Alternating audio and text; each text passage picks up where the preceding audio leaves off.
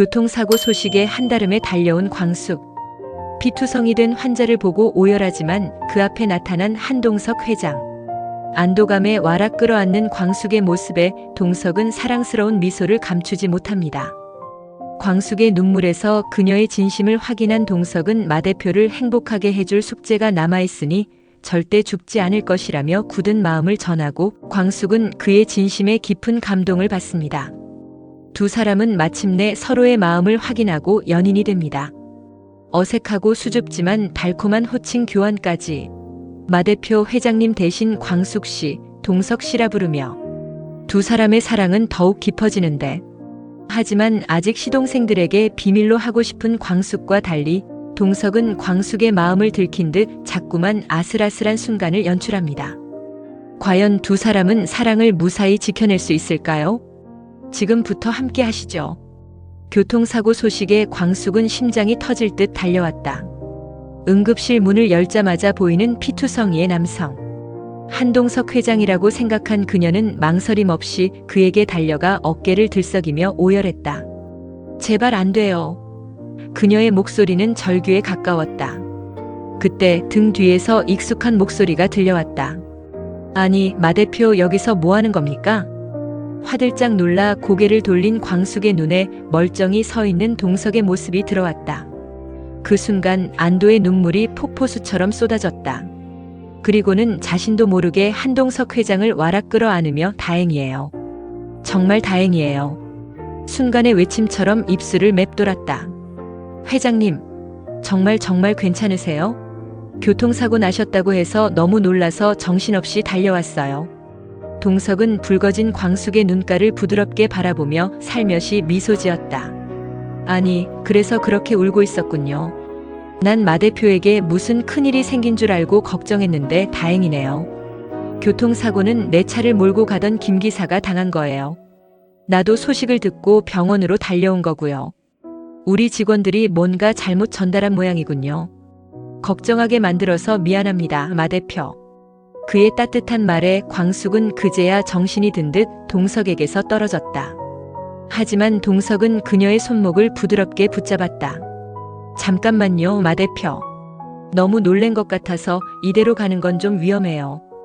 내 얘기도 좀 듣고 마음도 가라앉히고 정신 좀 차리고 가요. 광숙은 잠시 망설이다 다시 자리에 앉았다. 회장님도 아시겠지만 사실 저한테 트라우마가 있어요. 장수 씨가 교통사고로 떠난 후로는 교통사고라는 말만 들어도 심장이 덜컥 내려앉아요. 회장님이 교통사고 났다는 소식에 또 똑같은 일이 생기는 줄 알고 너무 무서웠어요. 광숙의 말을 듣는 동석의 마음은 아려왔다. 그래서 그렇게 슬프게 울었군요. 하지만 마 대표, 난 죽지 않습니다. 나에게는 아직 중요한 숙제가 있거든요. 광숙이 고개를 들어 동석의 눈을 바라봤다. 숙제라니요? 동석의 눈빛은 흔들림 없이 광숙을 향했다. 내가 전에도 한번 말한 적 있지요? 마 대표는 그냥 받기만 하라고 했던 말. 내 숙제는 마 대표를 행복하게 해주는 것입니다. 그 숙제를 다 마칠 때까지는 절대 안 죽어요. 그의 확고한 말에 광숙은 마음이 흔들리며 깊은 감동에 휩싸였다. 순간 광숙은 주변 사물이 흐려지며 더 이상 어떤 것도 보이지 않고 한동석 회장의 환한 얼굴에만 모든 초점이 맞춰지는 것을 느꼈다. 동석은 그녀를 다정하게 바라보며 덧붙였다. 오늘 있었던 일을 통해서 마 대표의 마음이 어떤지 잘 알았어요. 마 대표도 자기 마음이 어떤지 다시 한번 잘 들여다봤으면 좋겠어요. 전처럼 사귀자고 서두르는 건 아니에요. 다만 다시 한번 천천히 나에 대해서 생각해봐요. 내 말 때문에 압박은 받지 말고 그냥 천천히 자기 마음을 잘 살펴만 보라는 거예요.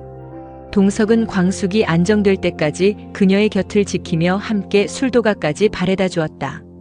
집으로 돌아온 광숙은 화장대 앞에 앉아 깊은 생각에 잠겼다.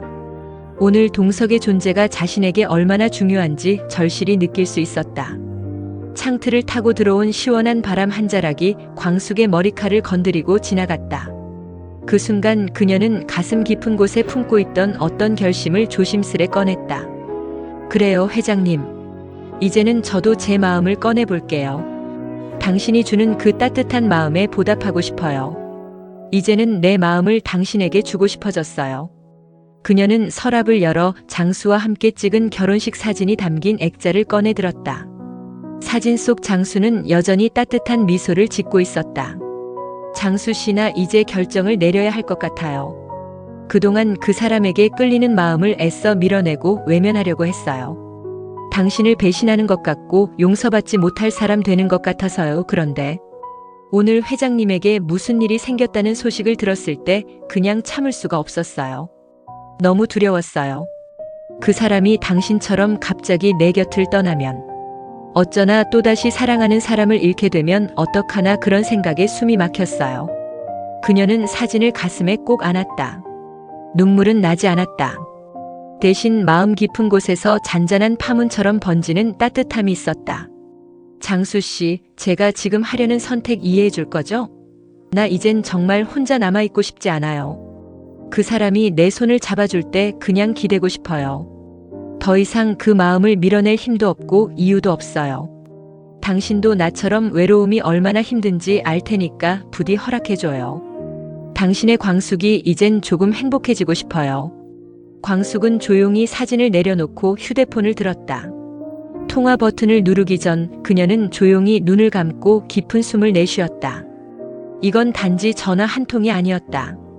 오래도록 묻어두었던 감정을 세상 밖으로 꺼내는 첫걸음이었다.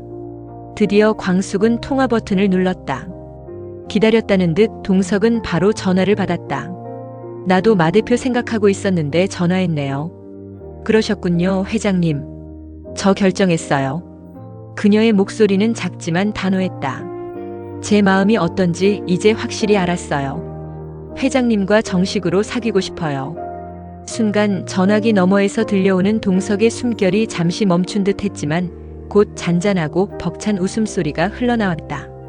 마 대표, 지금 내가 듣고 있는 말, 나랑 사귄다는 말 진짜죠? 이거 꿈은 아닌가요? 오늘 정말 인생에서 제일 잊을 수 없는 날이 될 것 같네요. 광숙은 웃으며 말했다. 제가 뭐라고 회장님이 사귀자는 말에 그렇게 기뻐하시나 모르겠네요. 말하고 나니 저도 좋네요. 그런데요, 부탁드릴 게 있어요. 아직 시동생들한테는 비밀로 하고 싶어요.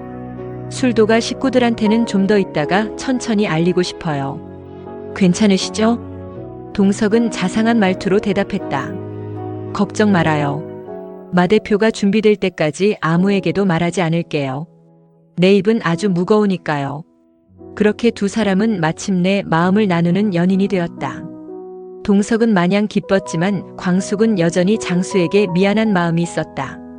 하지만 분명했던 것은 그녀의 마음속에 더는 도망치지 않겠다는 결심이 자리 잡았다는 것이었다. 그리고 그 결심은 이제 새로운 사랑을 향한 길을 분명하게 밝혀가고 있었다.